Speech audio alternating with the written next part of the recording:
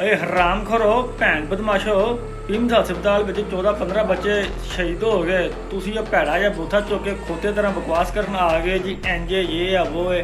और बगैर तो तुसी करप्शन कर करके मुल्क का पैसा लुट के बाहर शिफ्ट की जाते तो हस्पतालों का तुसी आ हाल किया है।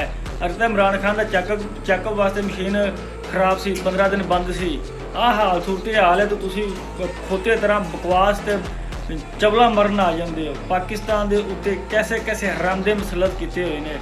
वो या चौकीदार बगैरत है जिन्हें पाकिस्तान के उत्ते सूर मुसलत किए हुए हैं और उन्होंने सूरां को खुद भी हराम का माल खा रहा है तो इन्हों भी खुआ रहा है। अरे दलाल चौधरी तू जी अज बकवास करना पैसे आन के वो गराज वाले बच्चे नहीं देगे, वो तंजीम साइज के अड्डिया वाले 4-4 महीने वाले बच्चे नहीं देगे।